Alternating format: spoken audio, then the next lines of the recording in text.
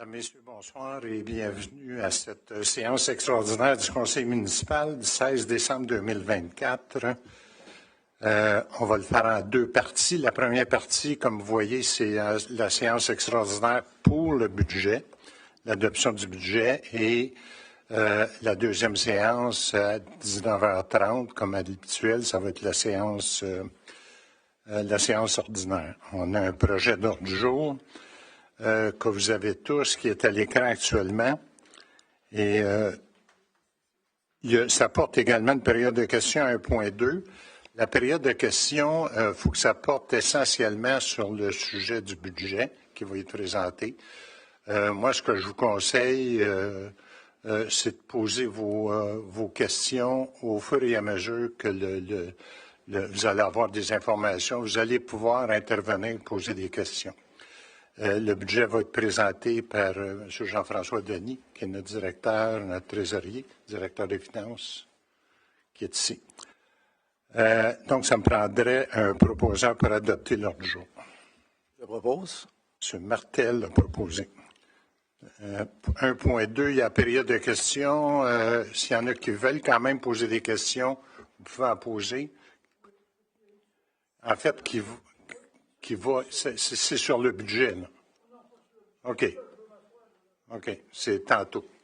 À 19h30, on va avoir la séance ordinaire. Donc, s'il n'y a pas de questions, mais comme je dis, vous avez l'opportunité d'en poser au fur et à mesure que le budget va avancer.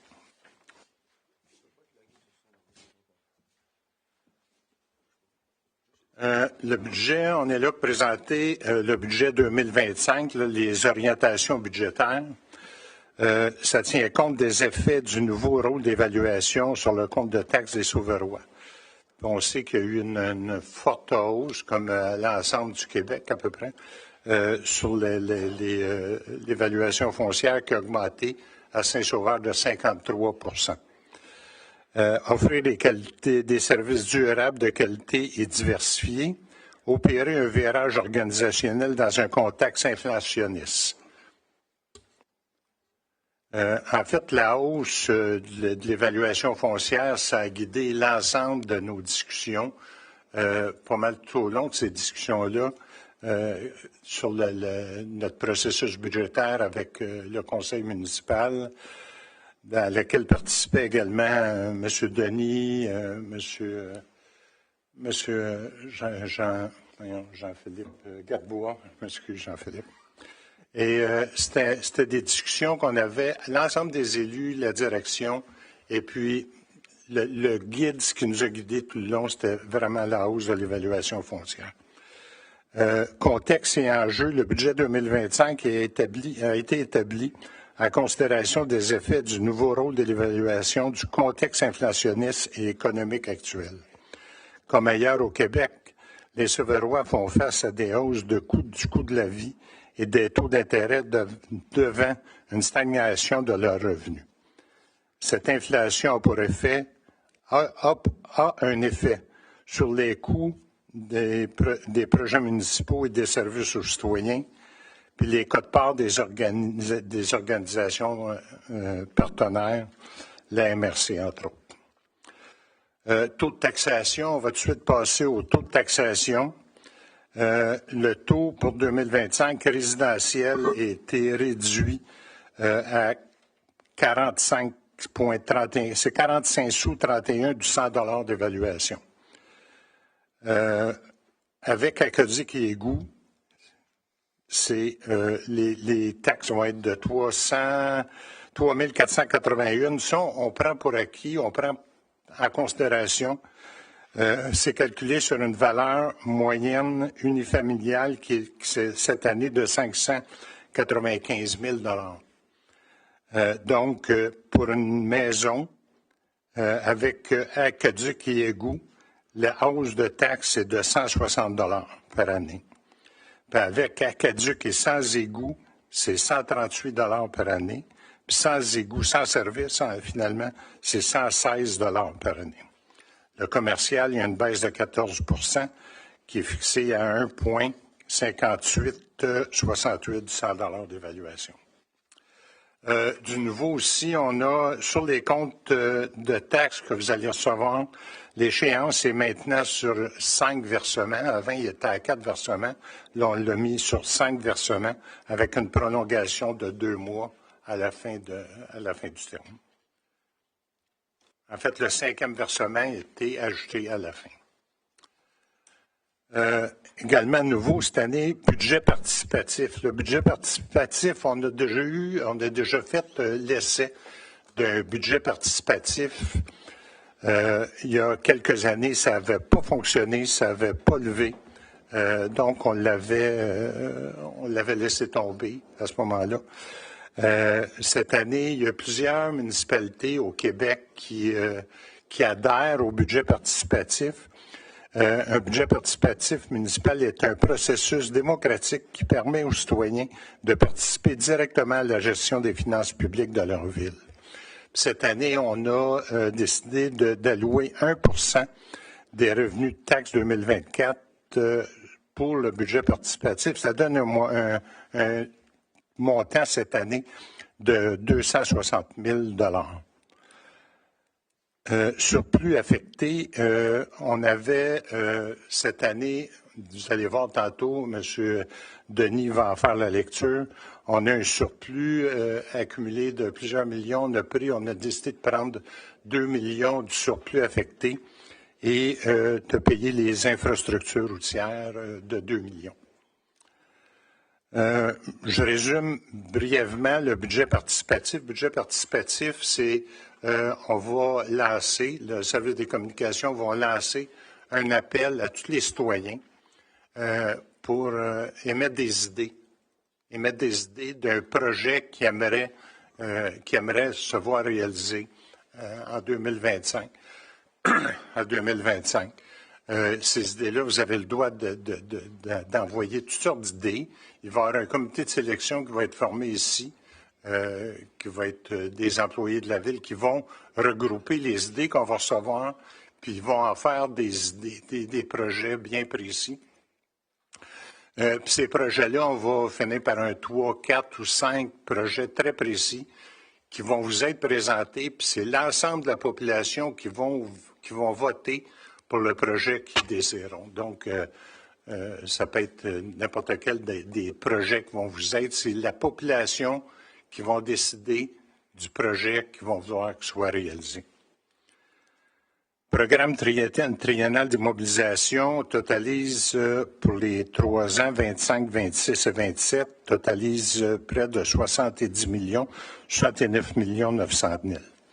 Dans les années à venir, nous avons l'intention non seulement de maintenir, mais d'améliorer la qualité et la diversité des services offerts, tout en garantissant la pérennité et la résilience des enjeux climatiques, notamment de nos infrastructures et bâtiments municipaux. On vise avec tous nos projets, puis on en a parlé beaucoup lors de la préparation du budget, essayer de les rendre le plus éco-responsable possible.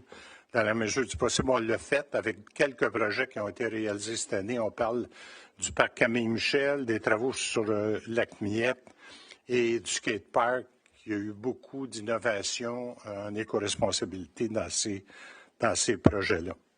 Infrastructures et bâtiments. Je vais vous décrire, toutes les énumérer, quelques bâtiments qui vont être bâtis dans les 3 prochaines années. On a la caserne d'incendie, bâtiment et aménagement de d'accueil à l'écocentre, rénovation majeure de l'édifice du 30 Filion. On en a parlé, c'est là où va loger Soupe et compagnie, entre autres, et la Chambre de commerce lorsque ce sera terminé. L'aménagement sportif à l'arrière de l'hôtel de ville, les rues, les trottoirs, l'aqueduc, égouts sanitaires et pluvial. En tout, il y a 57, en 2025, il y a 57 millions qui vont être assignés au PTI, projet triennal d'immobilisation, et du 57 millions, il y a 28 millions seulement qui vont en emprunt. Ça veut dire que la balance, 29 millions, c'est en divers revenus, des subventions, par exemple, ou des partenariats avec d'autres municipalités. Ce qui est le chiffre important là-dedans, c'est de retenir, c'est le 28 millions d'emprunts et non 57 millions. Réseau de sentiers, spécialement en 2025, c'est le Cap Molson qu'on a acquis. Il y a $1 million qui va être investi dans le Cap Molson. Excusez, M. le maire, je pense qu'on a perdu le son, ça se peut-tu? Le son? Posez une question? On a perdu le son. Ah. On vous entendait moins. Ah, je m'excuse. Voilà. OK. Maintenant, je vais passer la parole à M. Denis, là, qui va énumérer en détail là, tous les points du budget 2025. Merci, M. le maire, pour l'introduction. Donc, je me charge du volet chiffré. Je vais tâcher de rendre ça le plus synthétisé possible. Je pourrais en parler pendant 3 heures, mais je vais tâcher de faire ça en 20 minutes. N'hésitez pas si vous avez des questions entre-temps. Donc, le budget municipal 2025 totalise 41 739 000. C'est un budget équilibré. Les revenus égale les dépenses. Dans le monde municipal, on ne peut pas adopter un budget déficitaire. Petite notion pédagogique que j'aime bien faire d'entrée de jeu avec vous ce soir. Dans notre balancier, le revenu égale dépenses, souvent, la perception de la population, c'est que ça va bien à Saint-Sauveur, il y a du développement immobilier, les taxes n'augmenteront pas. Mais en réalité, le développement immobilier, par tranche de 25 millions de dollars de nouvelles constructions, ça rapporte seulement 167 000 dollars de revenus supplémentaires. On a la chance d'avoir encore un peu de développement économique, de développement immobilier à Saint-Sauveur. On n'atteint pas le 100 millions, mais presque depuis 2-3 ans. Ça l'aide grandement à absorber des nouvelles dépenses. Exemple de nouvelles dépenses, là, au niveau de la quote-part. Prenons l'exemple de la Sûreté du Québec. Cette année, la quote-part de la Sûreté du Québec augmente de 306 000 306 000 si on n'a pas ces revenus de développement immobilier-là, automatiquement, on devrait augmenter les taxes d'1 % juste pour couvrir la quote-part de la Sûreté du Québec. La quote-part de la SQ, c'est plus de 4 millions en 2025. Le chiffre que je viens de mentionner est important, là. Plus 1 %. À chaque fois qu'on augmente les taux de 1 %, ça rapporte 260 000 de revenus supplémentaires à la Ville. Donc, vous comprendrez que c'est un budget de 37 millions, 38 millions en 2024. Bien, c'est pas tant d'argent à chaque fois qu'on augmente les taux de 1 %. Si on se compare avec Ville de Montréal qui annonce une augmentation de 2 % des taux, bien, 2 %, 2 fois 260 000, ça donnerait 520 000 $. Ce n'est pas avec 520 000 $ qu'on peut passer qu'on peut penser couvrir un service de dette d'un nouveau projet, un complexe sportif ou des projets majeurs comme ça. Et l'autre élément important que je dois mentionner, là, les surplus, le point d'interrogation il est intentionnel. Est-ce que c'est bien d'utiliser ce surplus comme pour équilibrer des dépenses? Ça dépend. Si c'est pour financer des dépenses non récurrentes, un projet spécial, un plan directeur, un plan de mobilité active, c'est une bonne chose, mais pas pour financer des dépenses récurrentes. Fait qu'on peut financer par surplus un employé temporaire, mais pas un employé permanent, parce qu'un jour ou l'autre, ça va nous rattraper. Et l'autre petit dernier détail que je voulais vous ajouter concernant cette feuille-là, il y a 20 ans, si je recule dans les débuts des années 2000, il y avait peu de projets qui étaient effectués à la Ville de Saint-Sauveur financés par dette. On n'a pas la chance d'avoir des dettes qui s'éteignent. On ne peut pas dire enfin on a fini de payer à la maison, on va pouvoir se payer un chalet. Ce n'est pas le cas ici, là. La plupart des projets qui étaient faits il y a 20 ans en asphalte, en conduite, en bâtiment, il y en avait très peu, puis quand il y en avait, c'était par surplus. Donc, c'est l'équation dans laquelle on doit naviguer pour équilibrer le budget. Je reviens brièvement sur la présentation du nouveau rôle triennal qui a eu lieu le 26 novembre dernier. La firme Evinbec, dans le fond, le service d'évaluation de la MRC des Pays d'en haut, est venu présenter le nouveau rôle d'évaluation triennale. Pour ceux qui ne le savent pas, c'est une importante augmentation. Le précédent rôle était basé sur le marché immobilier du 1er juillet 2020, donc au tout début de la pandémie. Le rôle précédent, qui totalisait 3,1 milliards, passe maintenant à 4,677 millions. C'est une augmentation de 51 en moyenne. Puis je dis bien en moyenne parce que, comme vous pouvez le constater avec les chiffres de droite, ce sont quand même c'est des variations quand même assez divergentes d'une catégorie à l'autre. On voit bien qu'au niveau résidentiel, pour les condos, les maisons unifamiliales, c'est de l'ordre de 50 alors que pour les commerces, c'est plutôt autour de 23 et les terrains vagues, 91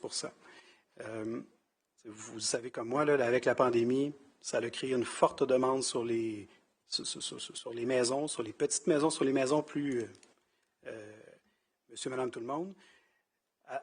Et lorsqu'il n'y a plus une maison disponible sur le marché, bien, les gens se sont tournés vers les terrains vagues. Avec les terrains vagues, là, il y a de la rareté, les évaluations y ont été portées à la hausse.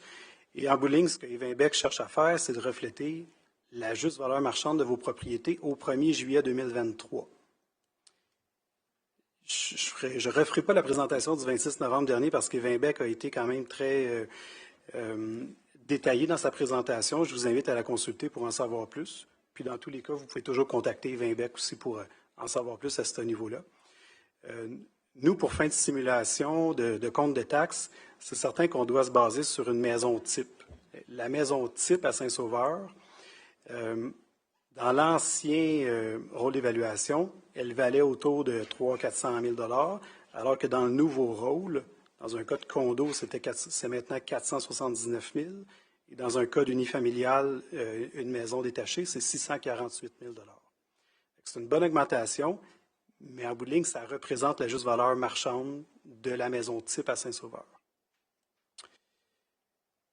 Je passe à la prochaine diapo.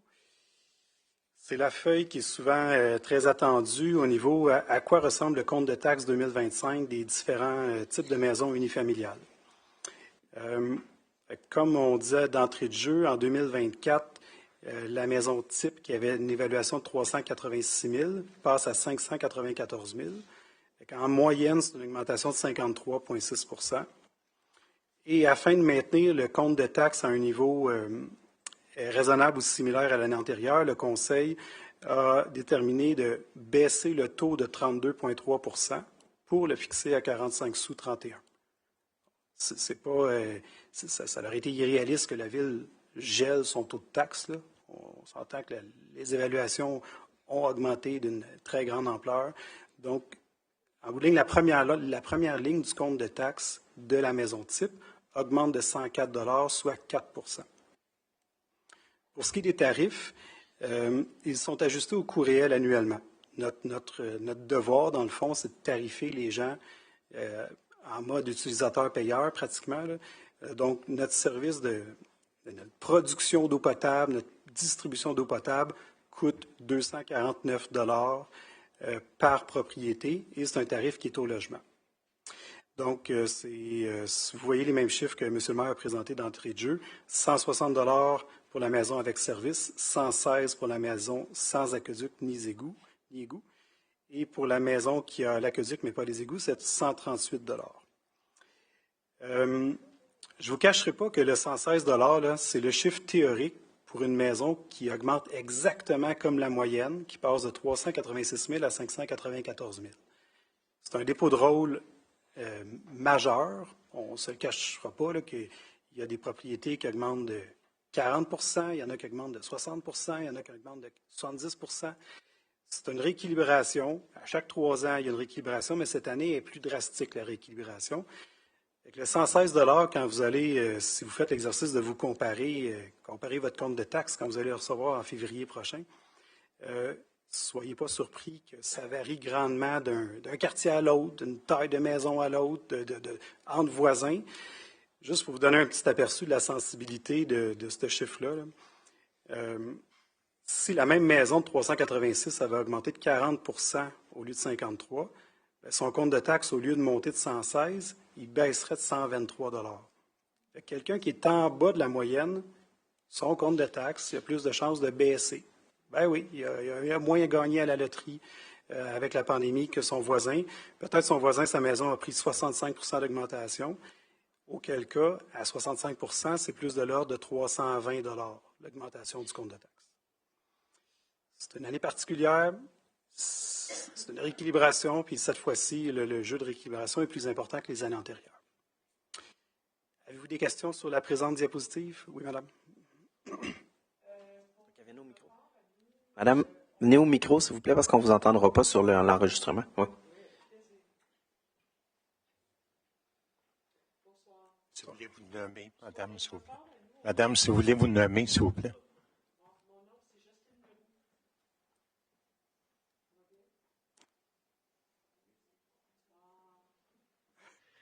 Mon nom est Justine Leroux. J'étais présente à la réunion d'évaluation qui a eu lieu il y a quelques semaines. Et j'avais fait mes devoirs au préalable. J'avais été voir sur le site Internet. Je m'étais informée. Et nous, on a une augmentation de 95,33 %. Mon compte de taxe, je viens de le calculer très rapidement avec le taux de taxation. Je pars de 2034 $ pour la foncière générale à 2690,50 $. J'ai une augmentation de 656,44 $ juste pour la foncière générale, qui fait une augmentation de 32 %. Je comprends ce que vous dites.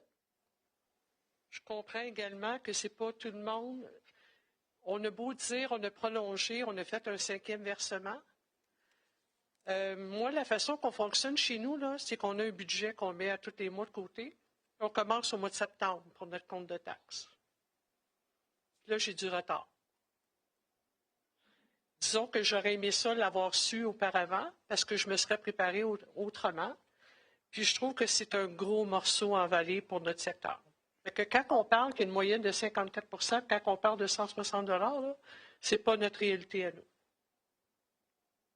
Fait que je trouve ça, j'ai hâte de voir justement les prochaines années, parce que quand on parle qu'on est parti de 0,6691 à 0,4531, c'est bien beau. Mais mon augmentation a augmenté de 95 % mon évaluation. Là. Puis j'ai des gens à qui que je parle, comme ma voisine, qu'elle n'a pas l'Internet, que c'est moi qui l'ai renseigné. Je trouve ça plate pour ces gens-là. Si moi, je n'avais pas contacté pour dire, regarde, voici ce qui se passe, là, elle aurait eu la surprise au compte de taxe. Là. Fait que je trouve ça un peu déplorable.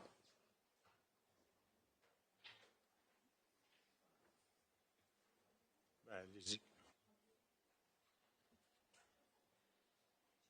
Mon nom, c'est Marie-Josée Trudeau.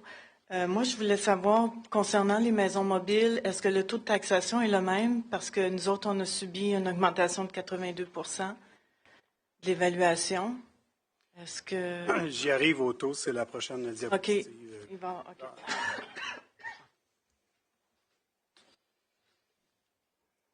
Donc, je vais passer à la prochaine diapositive. En fait, les taux, c'est dans 2 diapositives, mais je vous reviens, Mme Trudeau. Une façon plus imagée de vous présenter à quoi ressemble, à quoi sert le compte de taxe résidentielle, autrement dit, là, la maison qui a les services d'aqueduc et d'égout qui paye 3 481 $ de taxes. Prenons l'exemple de la maison type.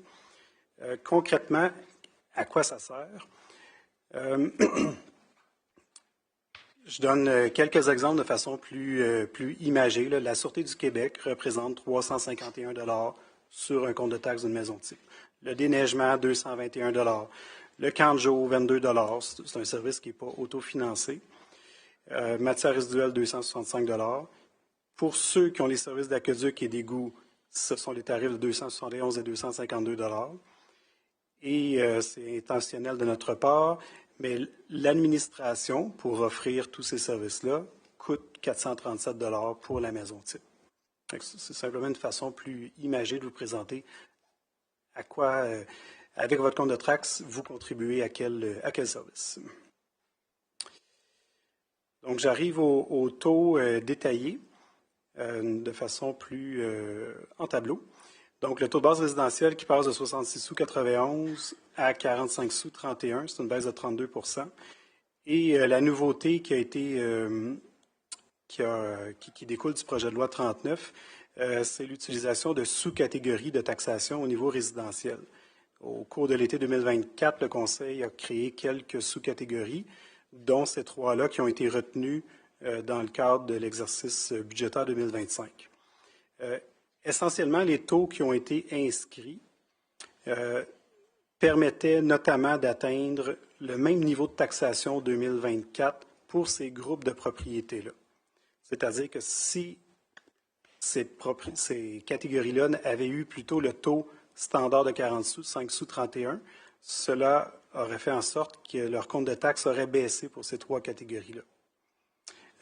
Petite particularité, Mme Trudeau, pour répondre à votre question, le parc de maisons mobiles, ça se trouve à être le fond de terre, alors que les maisons mobiles comme telles n'ont pas fait d'un taux de taxation différent. Il est maintenu au même taux de base résidentiel à 45 sous 31 pour la maison mobile.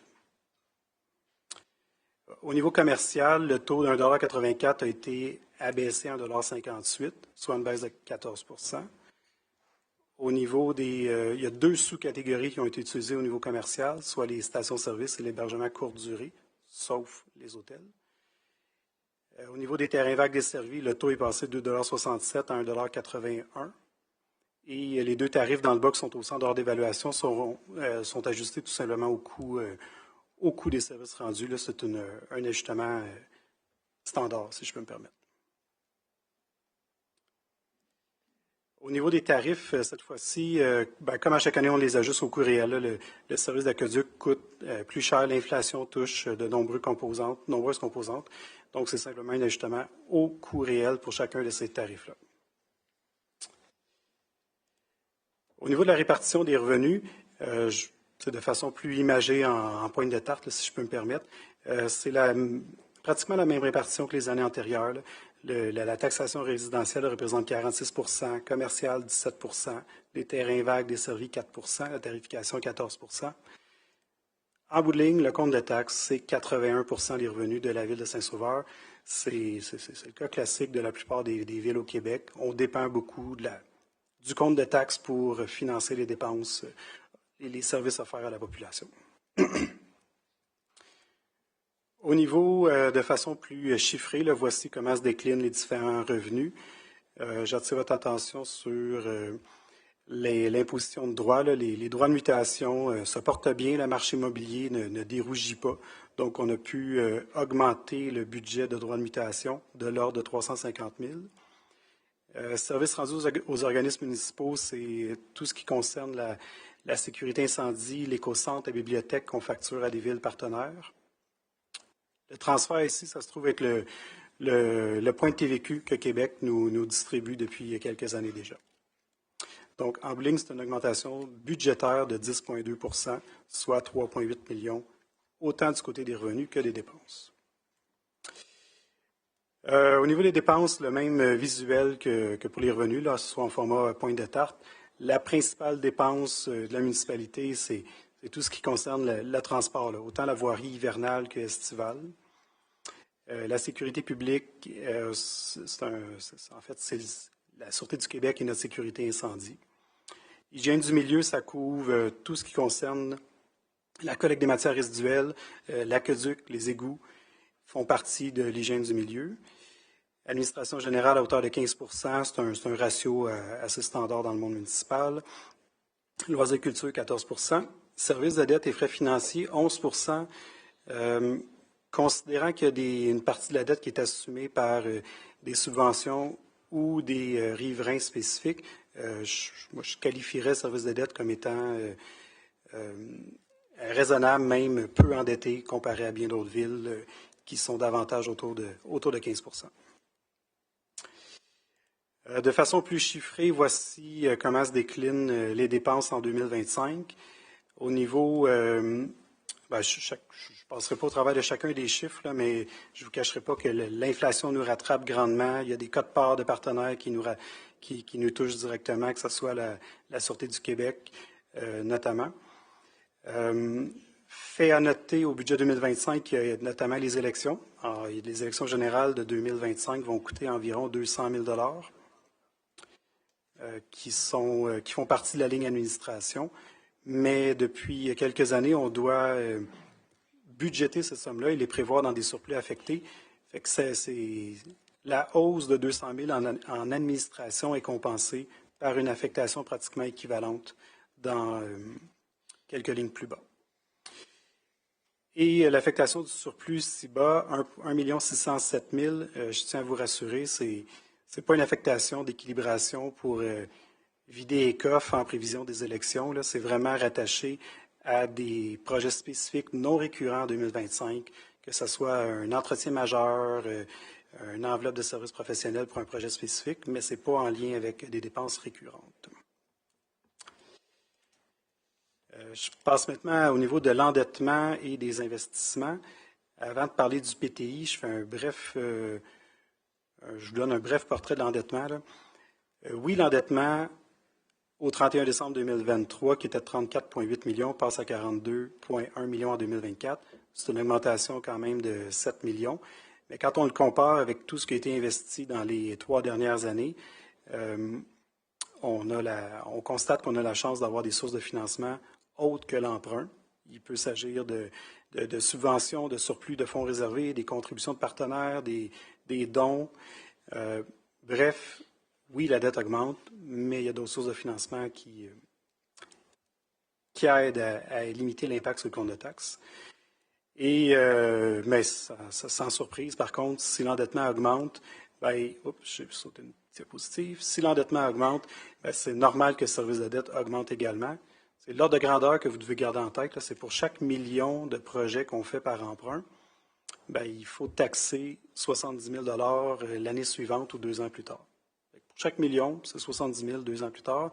C'est l'ordre de grandeur c'est le barème, en fait, quand on arrive pour analyser un projet. Est-ce qu'on va de l'avant, oui ou non, avec ce projet-là? Au niveau du PTI, je ne m'éterniserai pas sur le document. M. le maire a bien résumé les principaux projets prévus. Il totalise 69,9 millions de dollars sur les 3 prochaines années.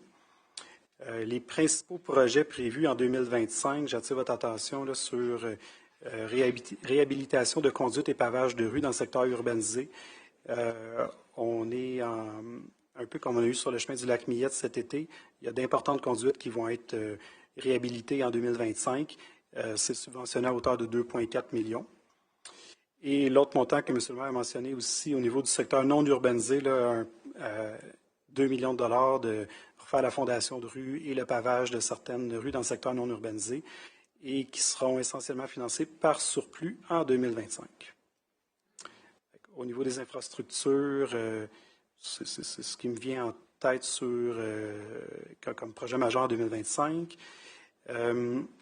Au niveau des bâtiments, il y en a pour 3,3 millions en 2025, notamment le 30 Filion là, pour ce qui est l'actuel locaux de la Chambre de commerce qui vont être dorénavant utilisés par Soupe et compagnie des Pays d'en haut.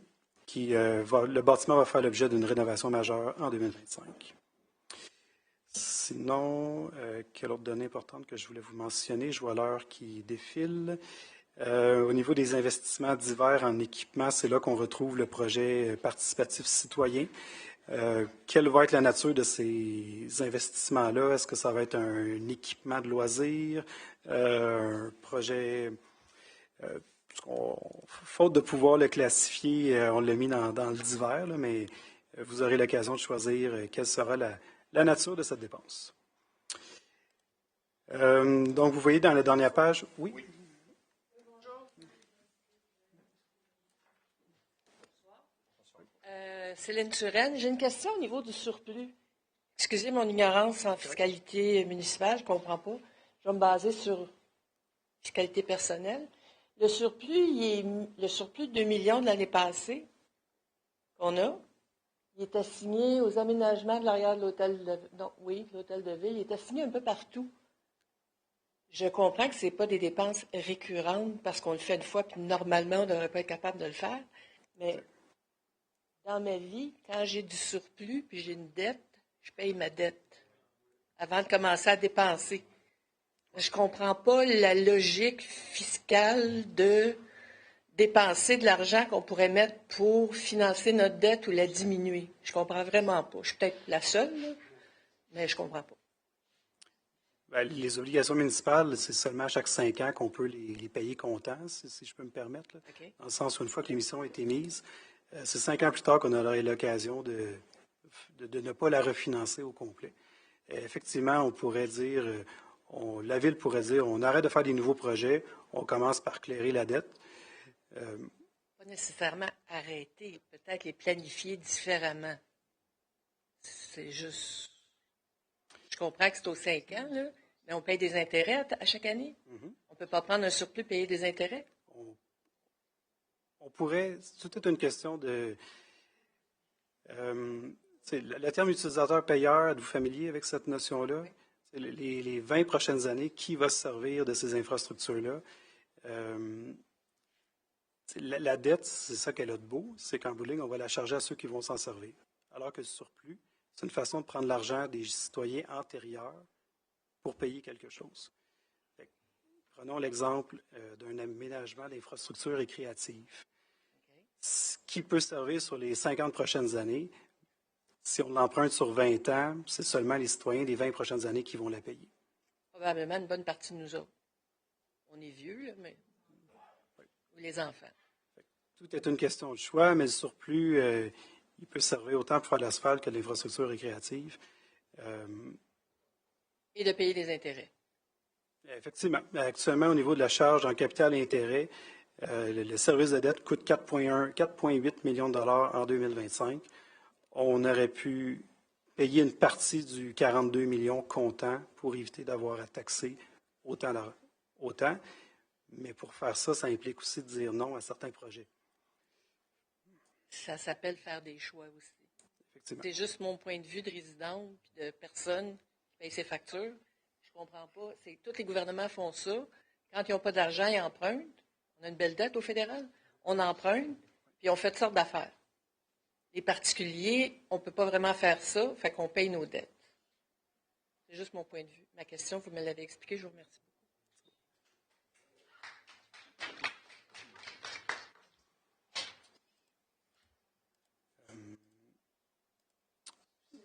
Oui.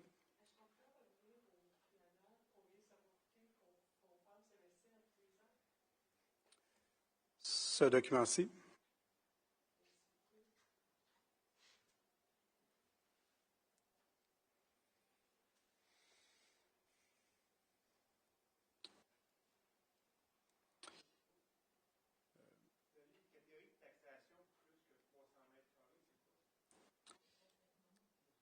Les maisons dont l'aire d'étage est de plus, je vais revenir à la page, c'est l'aire d'étage qui est de plus de 300 mètres carrés. Aire d'étage étant, ça l'exclut le sous-sol, ça l'exclut les garages isolés. C'est une catégorie qui désigne les très grandes maisons, autrement dit. Là, c'est 300 mètres carrés, ça se trouve être les 5 les unifamiliales, les 5 plus grandes maisons de Saint-Sauveur.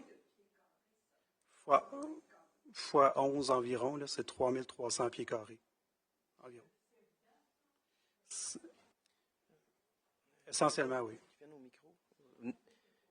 Si vous avez des questions, venez au micro, s'il vous plaît, parce que les gens sur Internet ne vous entendront pas.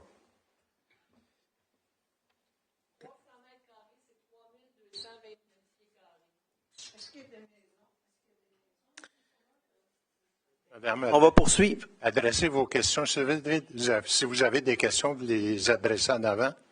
Sinon, on va poursuivre parce que... Bonjour, j'ai une autre question. Si le budget a augmenté de 10 points quelque chose % cette année, oui. La charge, et là, on a des projets de 16 650 000 pour 2025 dans le triennal. En infrastructure, exact. C'est ça? C'est 24 millions? OK. 16 millions en 2026. 2027, 28 millions. Excusez mon ignorance, je ne connais rien là-dedans. On va aller chercher l'argent où? Pardon? Par règlement d'emprunt, par M. Denis. On va continuer à l'emprunter. Fait que là, notre dette, elle a augmenté de 7,5 millions. On a des beaux projets de 69 millions qu'on n'a pas d'argent, qu'on va continuer à emprunter. C'est ça qui est la logique? J'ai bien compris. Ce qui est important de savoir dans le monde municipal, là, c'est que la dette, la plupart du temps, est soit dans les livres comptables, soit dans le sol. Une ville qui n'investit pas dans ses conduites, qui n'investit pas dans ses bâtiments, qui n'investit pas dans son pavage, ultimement, la dette n'est pas dans les livres, mais dans le sol ou est dans le bâtiment. Monsieur le maire, d'entrée de jeu, parlait de la pérennité des infrastructures. Ça serait, je crois, irresponsable d'arrêter d'investir puis d'arrêter de mettre les investissements requis sur des infrastructures qui... Madame, il faudrait venir au micro, s'il vous plaît. Je suis sûr qu'il y a des projets qui sont super valables. Je ne mets pas en question tout. Certain qu'un métier, un maintien, moi j'ai une maison, j'ai à la maintenir. Mais si pour une raison quelconque, j'ai moins d'argent, bien on s'entend que la rénovation de ma cuisine, de ma salle de bain va peut-être attendre une couple d'années. Fait que je vais la maintenir pour qu'elle tombe en morceaux. Ça, c'est clair. Mais il y a des choses que je vais prendre des décisions que je vais dire, je vais attendre que ça aille un petit peu mieux au niveau de mon budget. Bon point.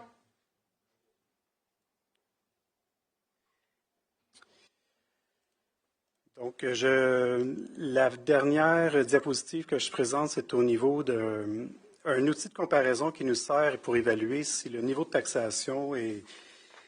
comment on se compare comparé à des villes avoisinantes ou des villes similaires. C'est un outil de comparaison, je ne vous cacherai pas, qui est imparfait, dans le sens où on ne connaît pas la réalité de chacune de ces municipalités-là. Premièrement, on ne connaît pas l'état de leurs dettes et de leurs infrastructures et de leurs bâtiments. Est-ce qu'ils ont une caserne flambant neuve ou leur caserne a 50 ans puis est désuète?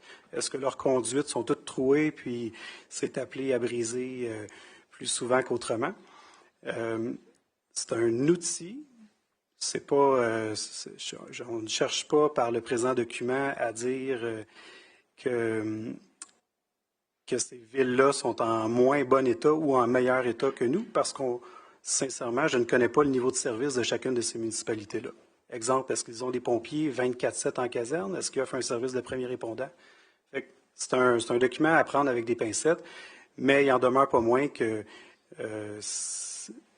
pour une maison type, le compte de taxe de 3 481 $ qui est desservi en aqueduc et en égout, quand on le compare de façon bête et rapide, excusez-moi l'expression, c'est bien moins cher que bien d'autres villes avoisinantes ou similaires, que ce soit à Prévost, à Saint-Adèle, à Bromont, à Rawdon. C'est un outil de comparaison qui peut en inspirer plusieurs. Oui. Christian Tremblay. Moi, j'ai une résidence qui a été évaluée en 2024 à 637 000 et je paye 4 500 $ de taxes. Ton chiffre, là, me semble pas correct. La maison de 594, votre évaluation, est-ce que c'est l'évaluation 2024 ou 2025? 2024. En 2024. 637 000. OK. Et je paye 4 500. Est-ce que vous avez une taxe de secteur? J'ai pas d'égout, j'ai pas d'aqueduc. Ton chiffre, là, n'est pas bon. Est-ce que vous avez une taxe de secteur, comme du pavage sur votre rue? Non. J'ai rien de ça.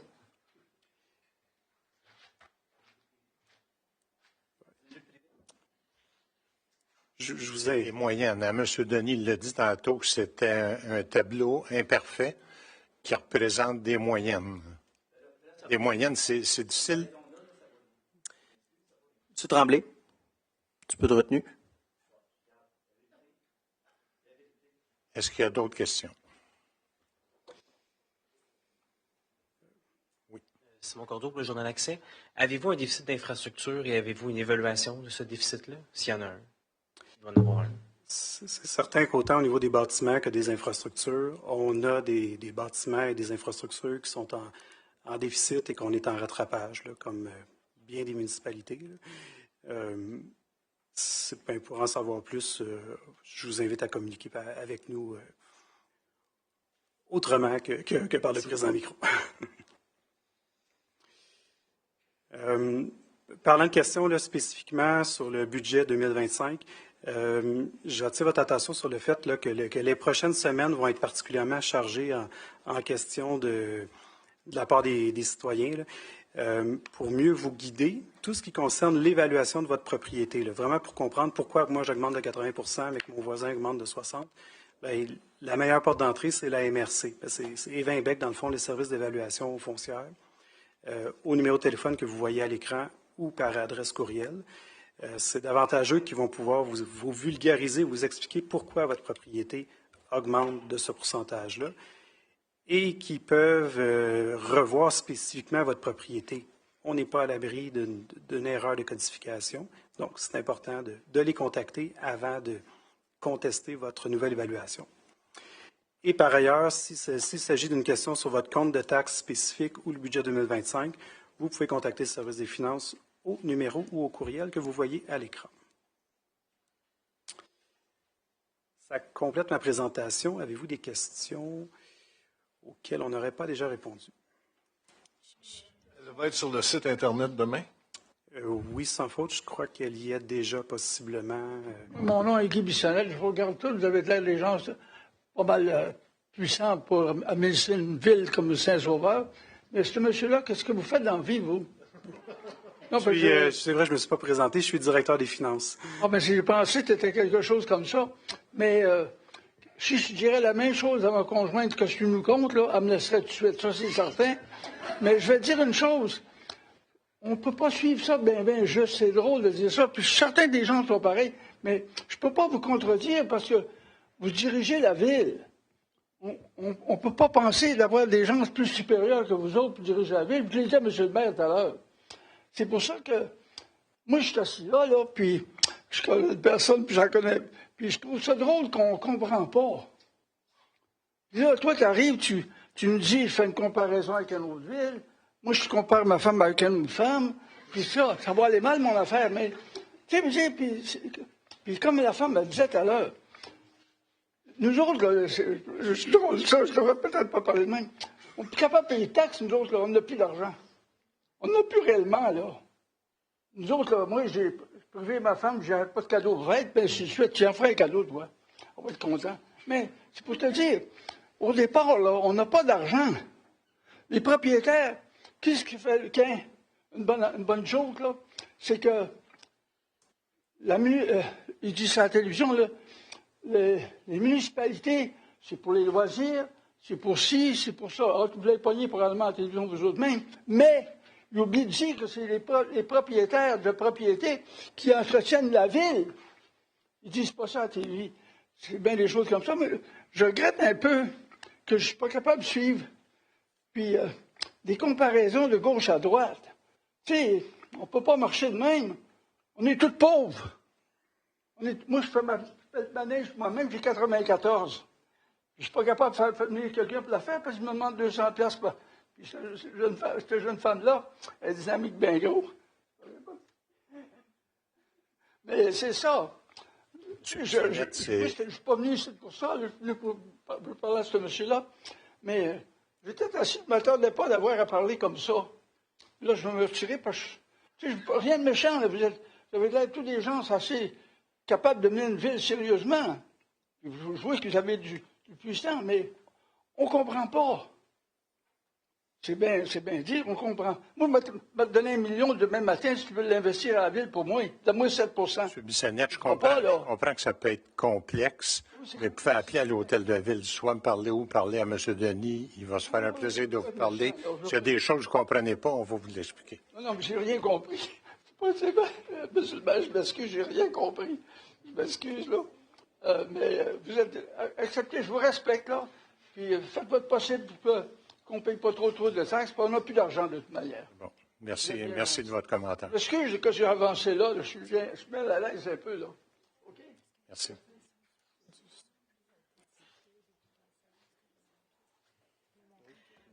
Bonjour.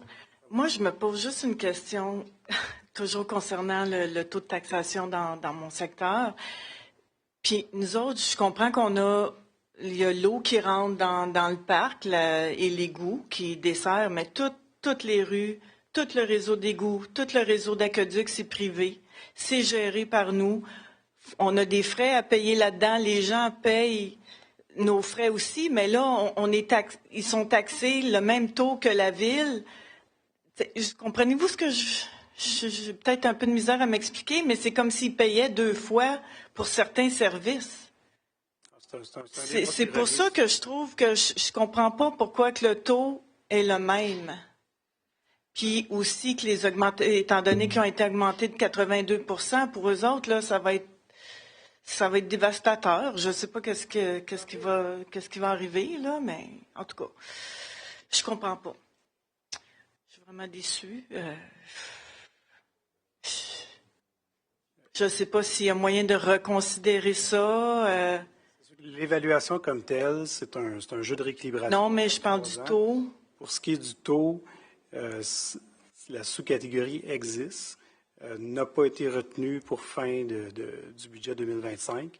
Est-ce qu'il va être approprié d'y voir en 2026-27? C'est le même débat que pour tous les chemins privés à Saint-Sauveur ou pour plusieurs projets de condominium avec des projets intégrés qui doivent assumer des coûts par eux-mêmes. Pourquoi c'est pas considéré? Pourquoi vous ne l'avez pas considéré? Dans le processus budgétaire de cette année, il y avait beaucoup de choses à considérer. Ouais. Il y avait une équilibration de budget à faire, de taux à faire, puis on l'a fait, je pense, dans le plus équitable possible. Puis c'est sûr que ça ne contente pas tout le monde. Il y a eu des hausses. Il y en a qui sont plus, comme disait M. Denis, il y en a qui augmentent plus que d'autres. Mais on a essayé de la rendre plus équitable possible. C'est quand même une bonne population, là. En tout cas, on va voir qu'est-ce qui va arriver, mais... Merci. Est-ce qu'il y a d'autres questions sur le budget?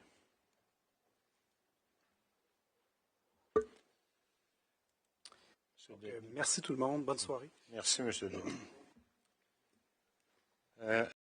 Monsieur le maire, avant de continuer, on aimerait peut-être se retirer un petit 2 minutes pour discuter de quelque chose qui n'est pas clair sur le PTI.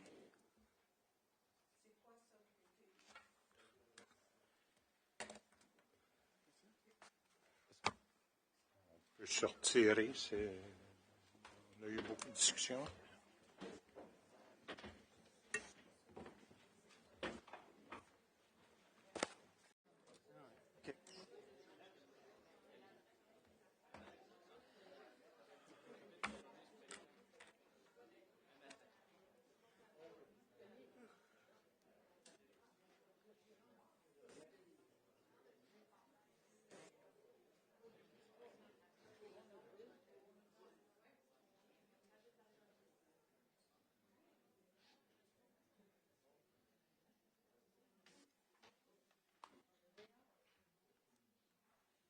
Désolé, on a un petit problème d'enregistrement qui est maintenant réglé.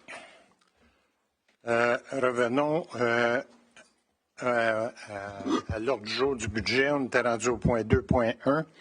Adoption du budget pour l'exercice financier 2025. La question aux élus. Est-ce qu'il y a un proposeur pour l'adoption du budget pour l'exercice 2025? Je propose. M. Martel propose. C'est bon pour tout le monde?